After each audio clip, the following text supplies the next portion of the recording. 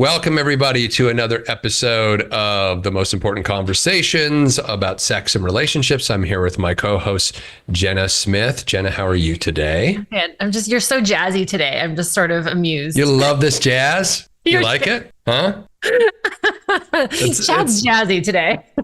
Actually, this is how I am a lot of the time. I think sometimes I just get in my head. So let's keep the jazziness going. It's a lot more interesting. Jazzy Chad. Let's keep it Jazzy Chad. Well, Jazzy Chad has a question for you, Jenna. That is the topic of our conversation today. Today, we are talking about, sexless relationships, sexless marriages, I guess. The phenomenon of like turning into roommates and just never dealing with it. Mostly be like male-female partnerships for the most part. I have the most experience with talking about as a therapist.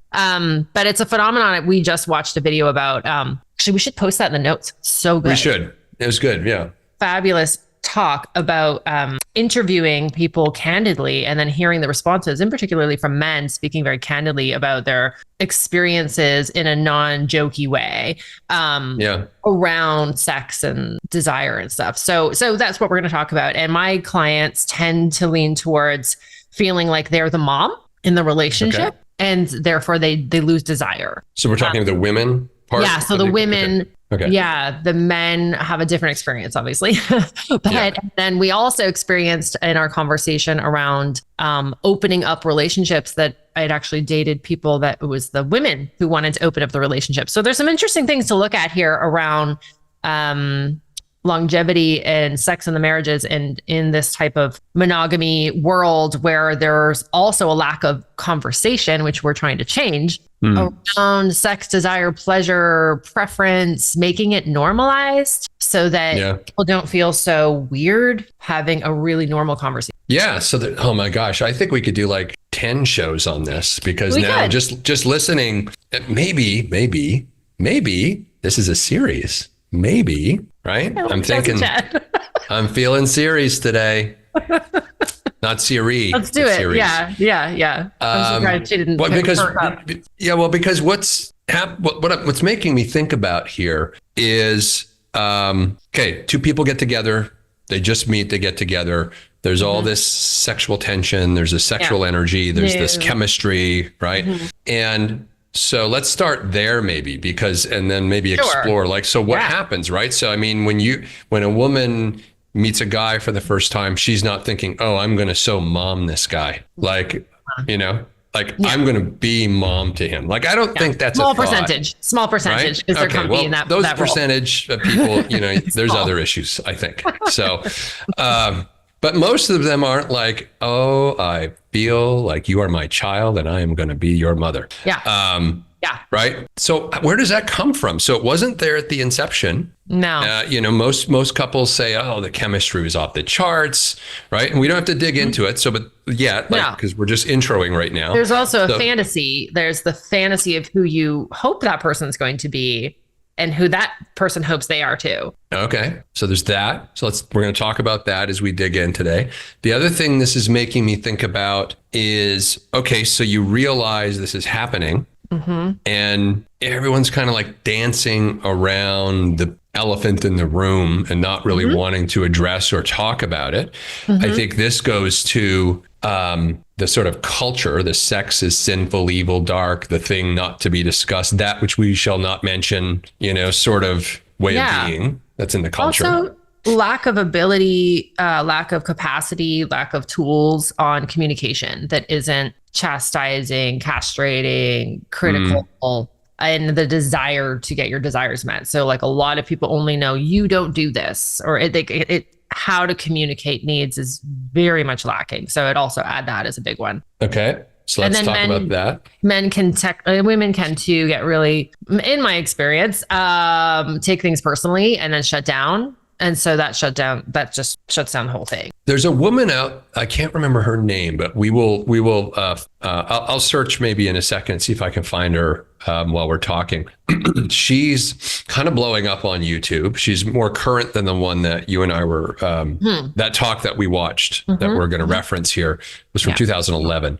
There's a woman who's active right now, and I'm going to get her name in a few seconds. But the point I'm bringing up about her is she claims she's like, and she comes from what's surprising for me is she comes from a very religious Christian background, but she's very sex positive, pro sex, which I thought was interesting because you don't typically get that. And her whole thing actually, which also surprised me because typically in the very, let's say, fundamental parts of Christianity, there's this idea that the man is like the king or the head of the household, that sort you of thing. submit to. Right. And I don't get the sense that she's coming from that place, but what she's actually calling out and she's saying to women is she's saying enough of the bullshit, enough of the games.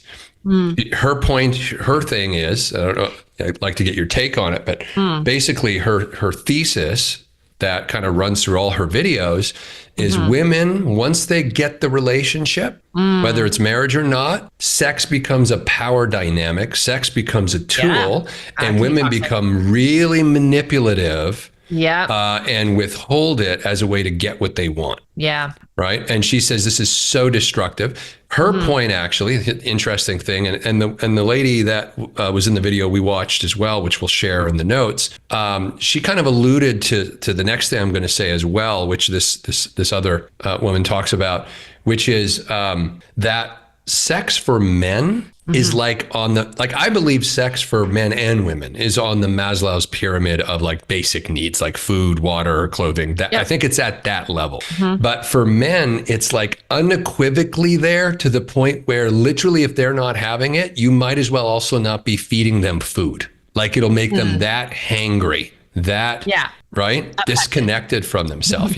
Whereas women seem to have this ability. I don't know if it's just to compartmentalize it, not deal with it. Like, I don't know what's going on in the female experience. I just think it's less testosterone. I honestly think it's just a hormonal makeup situation. Oh, that's interesting. Yeah. I mean, 20 times more testosterone. It's, we have other hormonal issues we have to deal with. Okay. Well, these are all things let's dig into all of these things. We're going to take a very quick break and we will be back with you all in a few minutes to dig into these and other topics around sexless relationships. Big topic today. We'll see you in a few minutes. And welcome back, everybody, to the Most Important Conversations with Jenna Smith and myself, Chad Lefevre. We are talking about sexless relationships today and what's really the story underneath this. There's a lot of research being done and has been being done over the last several years about the nature of desire. What is desire? How do we connect to desire? And how does desire feed into our drive for sex and relationship and connection and the role of sex and connection? And there's all these different things.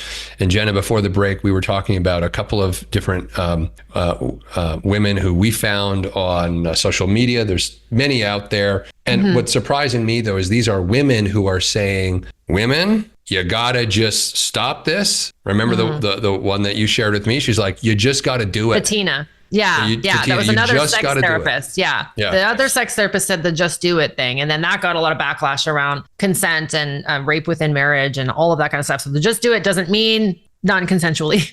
It just means, I love her reference to women's lack of desire being like wet. There needs to be a lot more warming up in terms of foreplay isn't right before it's that day or being listened to, like being considered, that all of those things will start to warm somebody up. But none of these tools, none of these skills are given to people. They're just like winging it. Okay, let's start at the beginning though. So two people meet each other, great chemistry, can't keep their hands off each other. Right? And then they can't keep their hands off each other. And then from a female perspective, what happens a year in, 2 years? What happens there? I think, I'm not going to just speak from my personal experience and just my friend circle, is there's a lot of unmet needs that start to get tolerated. So like something might be mentioned like, hey, I'd love if you could or if you say you're going to call me back. Or these are like small little things of like, hey, if we can do this. And then they're like, the guy doesn't pick up on it. The guy doesn't keep that commitment. And the girl's like, oh, okay, it's fine. Oh, okay, it's fine. I feel like those little micro resentments are just absolute libido killer. They go away. Fine, yeah. So I think that's one, like emotionally, women will just like kind of hold them and that affects a lot of things. And then I think sexually, if they aren't going beyond just that desire, carnal thing, not knowing what turns each other on, not having these conversations, not knowing how to meet each other's needs, I think that also falls off. I think that, you know, like they were already turned on, so you didn't have to turn them on. So suddenly now you have to like turn them on. So the guy's like, oh, I'm rejected, but maybe you just had to go further, but there's no conversation being had clearly and cleanly to move past those humps into an actual like sexual connection. So here's my question though, that's on that. Let's explore this. So let's relate to sex as a hunger. Okay. So we have food hunger, we have air hunger, we got to breathe, right? There's a hunger for air, right? Humans have a hunger, put sex aside for a second, for companionship. This is why being exiled or put in prison is a form of punishment, right? If that hunger wasn't there, that wouldn't be a punishment. Oh, you're going to make me be alone? Okay. Yeah. Like that wouldn't be a punishment, but it's a punishment because we have a hunger. So we have these different hungers. Sex is a hunger. And, you know, if I don't eat, it's not like, well, I'm just going to tolerate. You know, at some point I'm fucking robbing a restaurant or something if I don't have food. Like if it's that desperate, right? I think of like Les Miserables, right? The guy who steals the loaf of bread because he's got to eat. Lots of okay. So and the thing about sex, which is interesting, is it feels good. It's an enjoyable experience. You can get lost in it. You can have these multi-dimensional experiences depending how you know, this might sound weird to some people, but if you're practicing tantra and other things like that, you can take sex to different energy levels and it becomes a really interesting thing. But even just the hunger of the pleasure of it alone, if you're just having sort of basic vanilla everyday sex, the thing that I've always, so the woman's upset because of these little unmet promises and things. So she deprives herself of a pleasurable activity. She deprives herself of a hunger. Shut down from it. So it isn't about the deprivation, it's the shutdown. Okay. So there's just like I don't want to. So is it like when I'm depressed, I just don't eat? It's that kind of thing? No hunger. Like I'm not going to eat. No hunger. Yeah. So the hunger, it's Ozempic for sex. Yeah. That Ozempic would not sell very well. That would be okay. It's already happening. Yeah. So, all right. So you're basically saying that can chip away, but I don't think that's the case. Like, I mean, there's a taking for granted that just happens naturally in relationships. Taking for granted. That. I mean, multiple. I was like, that's one thing that I know is for sure. And then I also know for sure, we talked about this before, and it's not about, it's all on the men. It's women need to like get their needs met, communicate better, say how they're feeling, you should not be the mom, like be the, you know, this makes me feel this way and I want to feel this way. Like there's like sexier ways to get your needs met that we can get at some point, and we'll do the Jungle and the Gardener program. Yeah. So, you know, there's a way to communicate, but men will see what they can get away with at their lowest common denominator, like lowest amount of effort. Yes. And women want them to rise up, but then we'll like kind of just like, then they're just like, they're kind of just like, F it. I'm hoping that you're going to remember to pick up the banana, and then you don't. And then I'm hoping that you're going to remember to, and then there's just this like, but they get away with it. And so I don't think they're doing it consciously, but I see it happen all the time of them devolving to this like low level, I'm not going to get in trouble, so I'm just going to coast. And I don't think men want to be that. I think they want to rise up to the standard that the woman has for them. But I think there's a void there that is creating a lot of chaos, silent seething. Yeah. I mean, I think this is I'm guessing, but everything I've read is suggesting this is the majority of long-term relationships. Yeah, this is like the common relational experience. And I see it happen with like young girls talking with their boyfriends. And then there's just wonderful men that just want to be better and they want to be good. And you don't have to train them. You don't have to be like, hey, turn off the TV if we're having a serious conversation. You just don't have to. They just will. So yeah. Okay. I'm pausing because I'm also thinking that I know people who, I mean, I'm not in their intimate, I don't know their day to day. So maybe there's stuff I'm not, but I know people who will definitely not, they're not the guys who are just laying on the couch with the sports and the place is a disaster. And they're not, these are on purpose people who are actively out there trying to create something in the world, in their life, and they're dealing with stuff like this. The neglect could be different. So Yeah. it might not be the sort of like blue collar neglect, so to speak, of just like, can you get this after work, whatever, but it'll be not being considered, not being listened to deeply. It could be a different set of neglect things that are creating resentment and creating a chasm. Yeah, and one of two things is happening then. So when these couples first meet, either the men are showing up different, or the women are just, they're noticing that, but they're kind of just like not letting that get to them. Both right? are happening. Men are showing up much more intentionally, much more like, get the prize. Oh, I have the prize. Cool. Yeah. And then women are very resentful when they stop trying to get the prize. Right. And they don't want to do a song and a dance. Now, then sometimes women are going to be like, F it, and then they're not showing up as sweet as they were, or as conscious, or as celebratory as they were, that made him have a lot of testosterone boosters. Like, yeah, I'm very whatever, and I want to do it more. So, there are ways, that was the John Gray stuff, where it's like biohacking your hormones of like increasing male testosterone, increasing the women's estrogen so that they feel really good. But the first dating stage, men show up very differently. But then women very much don't like to see the red flags. They don't like to see that, oh yeah, he just cut me off there. Oh yeah, like, oh, this is how he's talking to his mom. Oh, this is how, like they let it go. Like, let's see what happens. But lo and behold, the same pattern happened. What's going to happen? And so that was one of the things you said when we were doing our intro, that a lot of women sort of drop into this mother kind of persona. And now they're nagging. Can you do this? You always do this. You always don't do that. And then the guy starts to sound like Charlie Brown's parents thing, or like as dated as that is, but nothing happens. The nagging keeps happening. The behavior doesn't change. No one feels good.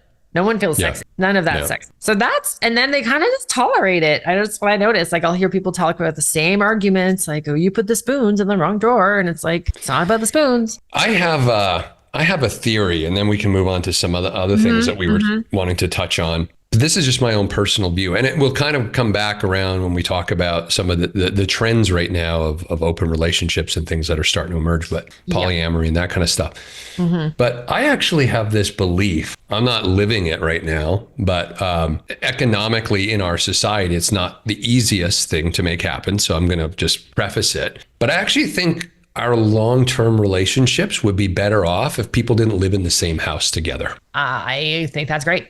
I've always had that. I remember hearing about, I don't know if I said this, Dolly Parton saying that she lived in one side of the house and they had a hallway that could, like a bridge to the other house. And that's how they lived, her and her partner. Yeah. There's something just, look at from a companionship perspective, sure, there's something great about spending a lot of time together. And I don't think that's a problem. And then leaving. But it's the living in, right? Yeah, absolutely. It's just like, it's too intimate. It's just who, like, it takes the magic and turns it into mundane. Right. And the flip is, yes, you can take the mundane and reactivate the magic, but this is where people are trapped right now. They're stuck in mundane land. I mean, there's just so many things. Like the woman, if she was living on her own, would take her own garbage out and would not have to nag the guy to take the garbage out. He would take his garbage out. This wouldn't be a conversation in the relationship dynamic. It just wouldn't exist. Yeah. And there's a natural imperative for the man, I really believe this, to be like, I'm going to go take your garbage out, like without the nag. I mean, just to be of service. Just to be of service, and that they love it. And when there's the appreciation there, that grows a really beautiful thing. Okay. So we've got a couple together. So we've gone through the relational initial chemistry.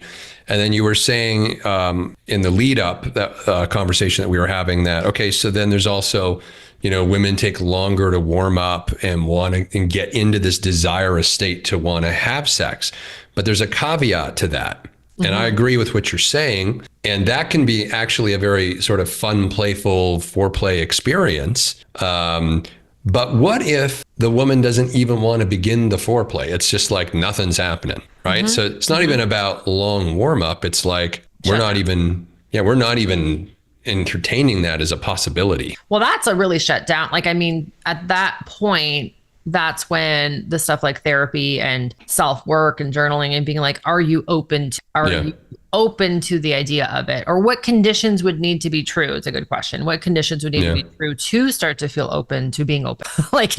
Without forcing. So words like invitation and curiosity and open are great to play with that. Non-force. because now we've got your inner child phenomenon of like her inner child being like, but you didn't do the thing. And like, you know, and so we don't want to force on top of that, because now you're not going to get a whole human. Well, I also I think when it gets to that point, I'm going to guess that there's not even a thing that she can point to anymore, because this has just become a total way of being. It's like, you know, there's not even it's just, you know, there's a total disconnect there.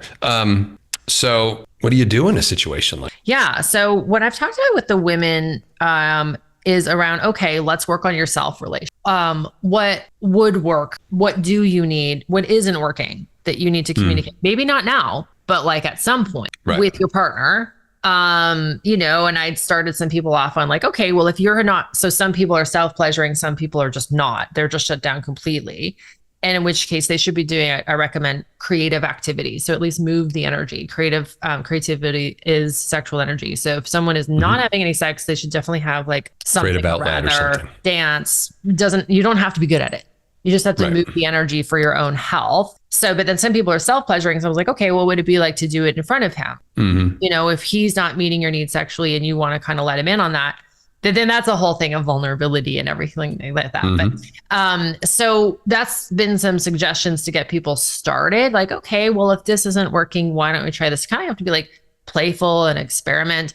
But journaling, like self-relationship journaling, what do I feel? So an exercise I do with clients is like 7 layers. I feel angry because, and you write, I feel angry because every single time, or you say it out loud and you answer it and you let the answer arrive. Then you might stop feeling angry. Now you feel sad. Well, I feel sad because, and now you're giving it energy motion. Right. So if there's a lot of the energy, stuck, pent up emotion, you're not going to get sexual energy as movement. So it's very vulnerable that some women or men will have an emotional release after they start being sexual again, because that's helping move all of this. But you can do it on your own. So my recommendation is always self-relationship, men and women. Just make you feel, what could you do differently? How do you want to show up? Who do you want to be that you're not being? And how can you start being that tomorrow? What small thing? And these are all things that are going to increase your self-esteem, increase your sense of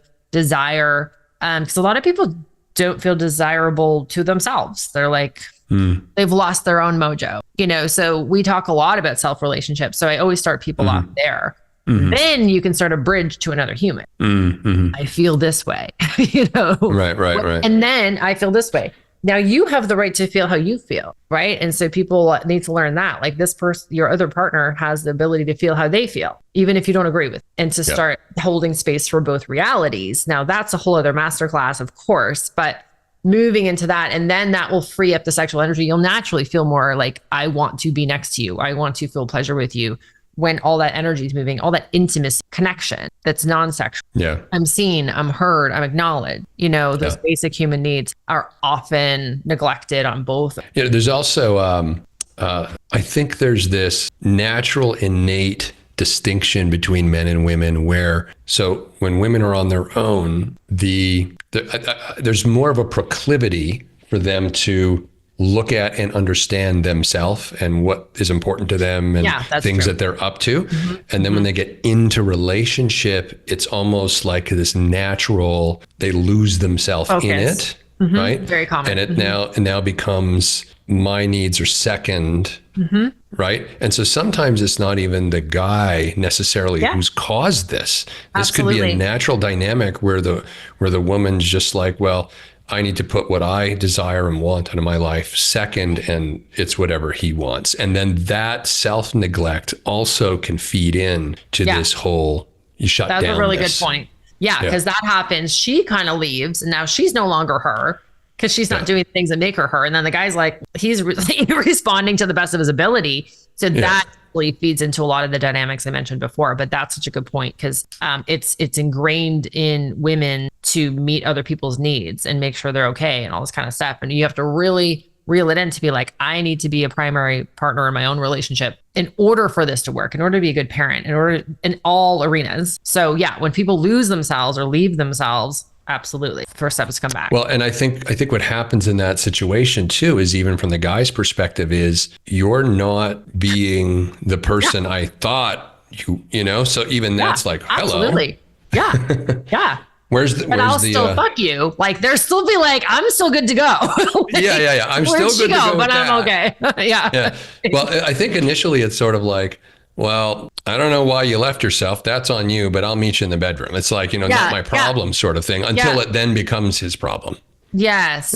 And so over years and years and years, like, I mean, by the time I'm talking to people in midlife, like, they're roommates. And so that level of just apathy and roommate and, well, we'll just not talk about it. That's like a whole other deeper issue that, again, we'll probably talk about in the longer program. Yeah. Coaching with people, or we'll get people on here that feel open to talking about that, because there's so much nuance. But at the end of the day, it's lack of skills, as far as I can just simplify it. Lack of skills, communication skills, like how to feel your feelings, lack of self-awareness skills, lack of self-awareness, like your turn on, your anatomy, your sexual anatomy. Maybe there's a position that he likes that hurts you, but you don't say anything because you're like, oh, I guess he likes it. Like, to open up communication sexually and more opportunities for that would be for a couple. And now let's kind of pick up on another topic that we touched on, which is sort of this trend you're seeing. And maybe it's women who are like,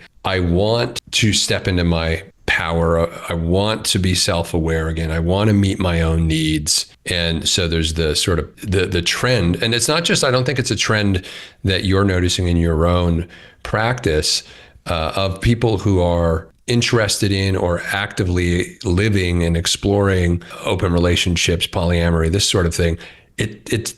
Women are sort of 2-to-1 driving this movement, which is really interesting. I didn't know that, actually, though. Yeah. No, it's interesting. They're like, sign me up. And I'm wondering, and they're in a primary relationship, a lot of them, but I feel like I think what's going on here, I'm just guessing, or one of the things that might be going on with it is coming back to the thing we talked about earlier, where they lose themselves, they leave themselves, and that actually a lot of relationships would probably be better off if people didn't live together. And so this recreates that dynamic for them. Incidentally, it also turns them on, which benefits their primary relationship. So this interesting thing starts to happen. So, and I know this is something that you've been, exploring deeply. So maybe share a little bit about what you've noticed. You've got clients that are talking about this. What's kind of the trends you're seeing with seeking open relationship? Just the whole dynamic of it and the emergence of it right now as a very popular, it's everywhere right now. There's something for that. Yeah. It's still also very like, ooh, do we talk about it? I've noticed, so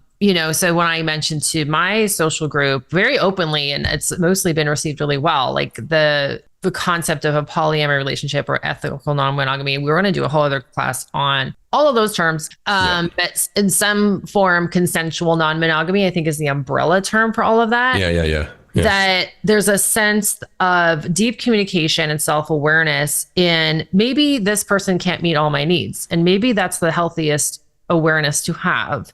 And what is possible if my needs can get met by 3 different consensual, like, they're all in agreement on this dynamic. And that has its own skill set. Trickiness. Skill set and jealousy. And there's a lot of training about this, but there's a desire for it. And I think if I'm to look at it from my perspective, it's the desire to have a fully expressed life and to not tolerate what doesn't work for them. And in a loving way, not try to put all of that on one person and then I think people don't feel good enough because they're not getting other people's needs met. And it's just, that's becoming very toxic. And this, like, what if we try this other way? And I've explained it is like, like Mario coins, like you're playing the game Mario and then like he gets coins and gives him energy. Like, I think that relationships give us Mario coins that we may not have otherwise had. And that's what I'm starting to date because I've been dating in a non-monogamous way. I'm like, well, if I don't have to like marry you forever, if that's not the relationship trajectory, I don't know, it's so judgy. I don't have to be so like, are you 6'4", whatever that stupid song was. The lists of, is this my king and all that kind of stuff. Just is that the finance guy song? Yeah, or something that song, like trust fund, the lists, and then which creates the incel movement of like everyone having their list, and there's only this like small percentage of men that meet that, and then they can get super arrogant and lazy. And anyway, it's a big mess. But when you can take it all down, and my metrics stopped being this list of compatibility, and it started to be about companionship and growth, and me getting to know myself more through other humans and learning through them. And it's been fantastically wealthy, a wealth of experience, because I had this baseline of self-awareness, because I have a baseline of ability to feel my feelings and not take things personally. It doesn't mean I don't feel things, but I can say that people, I think if they're anything like me, are more interested in that. Yeah. Even if it's new, even if it might be messy, because the other way is really well known. It's like, oh, we know how that one goes. A really well-worn trail that now becomes really a bad joke, right? Yeah. Like the ball and chain. Yeah. Right? And also that kind of thing. The relationship trajectory, like what got me into it, isn't relevant anymore. I own my own house, and I'm not like independent woman. I don't need a man. I love men. I like them. So, but no, I don't need to like get it locked down and then cohabitate and meet each other's family because we're going to procreate humans. Like that might not be the trajectory anymore. Mm-hmm. So now we're looking at compatibility in different ways, expansion, growth, like deepened intimacy, all of these kind of cool goals that we can now have and communicate. Hey, do you want these? Or do you want the other thing? Because that's good too. Yeah. There's no right, wrong here. One thing I wanted to pick up on that you just said, which I thought is important, is we learn about ourselves through an other. And so it's the other, and this is true not just in romantic or sexual relationships, but just friendships, just acquaintances, people you work with. Like we're always being reflected back in terms of how we're showing up, and so this whole dynamic, kind of pairing it with what I was saying earlier, that I think a lot of women get into relationship and then without realizing it, just because of conditioning, or maybe it's even a nature thing, maybe a combination of nature, nurture, I'm not sure, but where they kind of put themselves second. And then find themselves shutting down because they haven't lived their life. And so, the ethical non-monogamy, as you put it, it creates a container where the woman can discover herself again, right? Through a different other, or others even, if that's and there is an interesting phenomenon of being seen through someone else's eyes for the first. And who are you? What are you interested in? All of that novelty and like travel, totally. Perfect example. It's the same in like, I can be not my history, not who, and then like when you are living together, then you're like, I call it poo molecules. Like, I don't want to smell your poo molecules. Like that doesn't, you know what I mean? And just to take another Jenna-ism, I'm not subscribing to them either. Right. There's a protocol. So you got to turn on the fan. You got to do the thing. Like, I'm like, I don't want to. Anyway, but there's like too much intimacy, too much familiarity. And that's also beautiful, that level of intimacy and familiarity. But then there's experiencing yourself through other people for the first time, including yourself. Tell me about yourself. The opportunity to have that question with somebody who's like genuinely like glued in. And not being taken for granted. No. I already know this, right? First time you're hearing this story. Oh, you're a painter. What do you paint? Where like there's so much fascination and curiosity and like locked in presence. Like for me, my biggest love language is 100% presence. Presence, I think that's typical for most women. Yeah. I don't know many women who are like, I don't need presents. Yeah. I don't think that's very common. It's very important for me. I will be like, you're not being present. I will temper tantrum about it, but at least I'll make it known.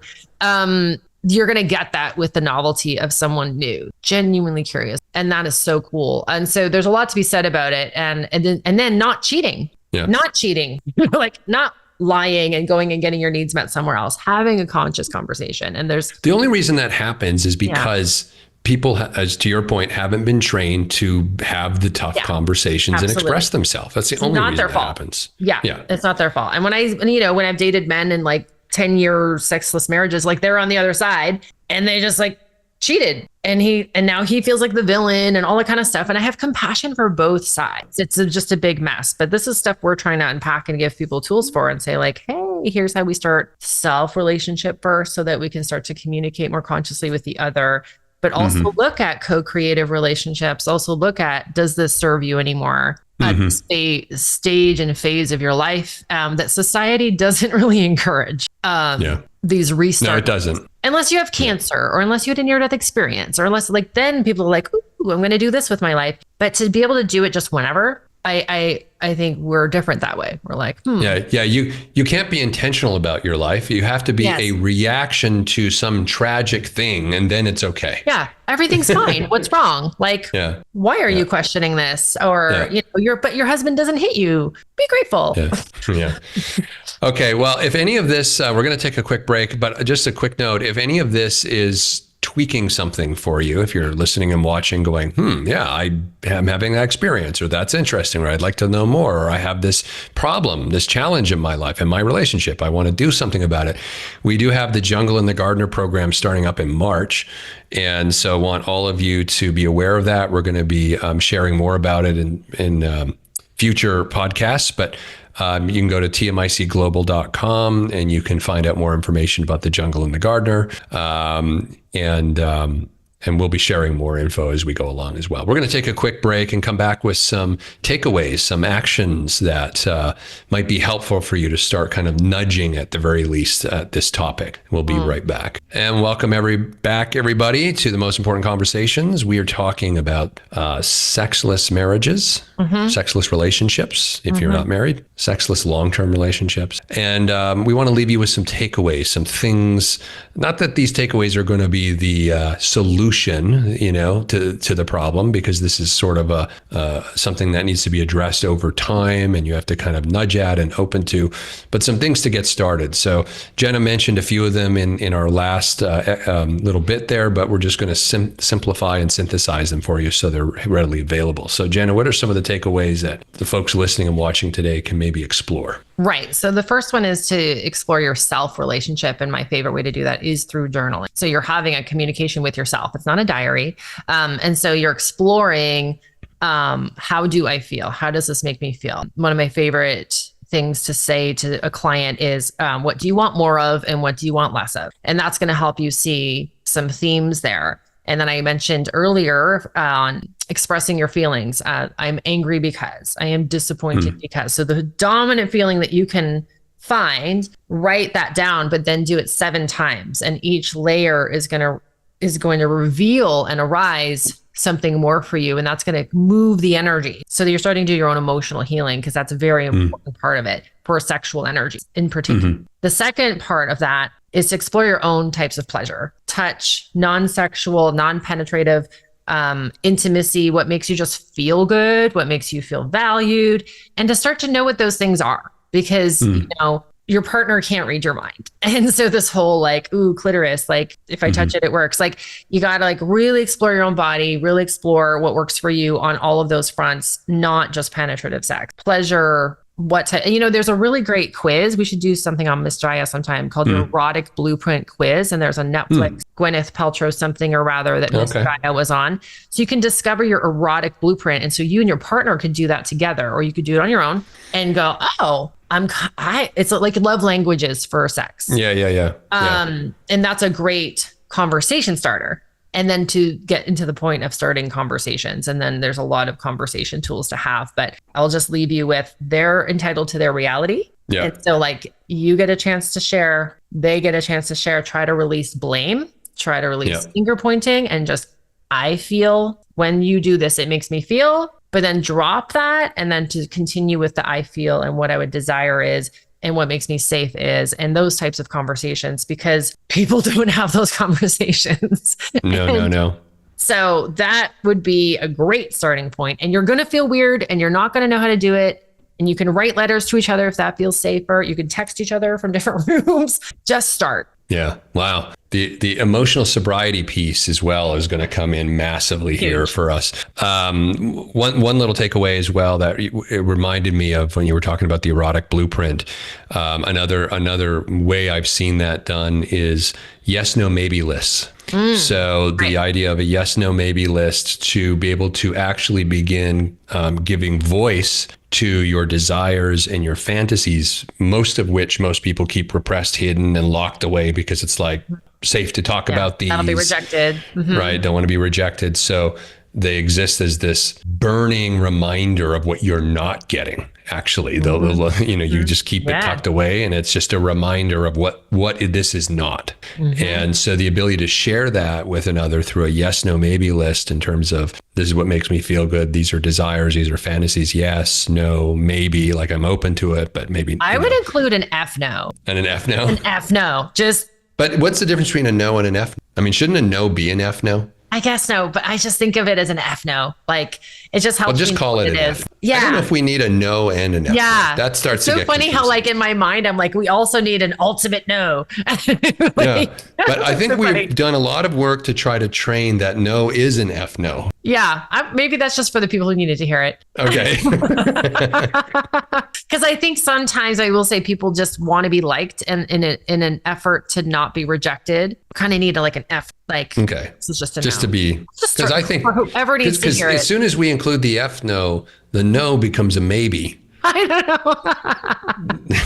I just wanted to throw that in there because it's like, to me, there's like F no lists. It's just like never, ever. So here's the list. Different. It's a hell yeah, or an F no, and a maybe. Yeah. Anyway, you could create that list, and it would be at the very least, it would be insightful to gain an understanding into yourself and the other person. You'd be like, oh, I didn't even know that was a thing for you. Right? Oh yeah, I've been wanting it for 17 years. Oh, I have too. And like the other thing is like, I have too, but I've never wanted to bring it up. And I also want to add, just because someone has it on their list, you're not bound to do it. You can go like, oh, you can start to get creative. What are some creative ways to fulfill that don't include ethical non-monogamy is another possible way to do that. Right. Or just creative, even within the relationship, there are creative ways to make things. So, that is another show. All right, everybody. We appreciate you jumping in and listening, and hopefully you got some value out of it. We strive to make sure that you do. Tune in next time for another episode of The Most Important Conversations, where we talk about sex and relationships with Jenna Smith. And I think we're going to be doing more of this topic, more exploration of the different themes. It's a big one. It's common. And I know a lot of people want to just see this move in their life and not be stuck in this place. And it's like Dr. Smith, Dr. Zeus is the waiting place in the places you'll go. So many people have their relationships stuck in the waiting place. Oh, yeah. It's an awful place to be. Yeah. Yeah. Let's bring some alive now. All right, everybody. We'll see you next time. Thanks for tuning in. Bye-bye. That concludes this episode of The Most Important Conversations. This in-depth conversation could set you on the path to self-improvement, which is essential if you want to be an effective leader and take meaningful action in your life. If you enjoyed this episode and want more of these stimulating discussions, you can find them at TMICglobal.com. Remember, the world is at a crossroads right now. You can't afford to waste this opportunity to take charge of your life, build meaningful relationships with others, and co-create a brighter tomorrow. Thank you for listening. See you on the next one.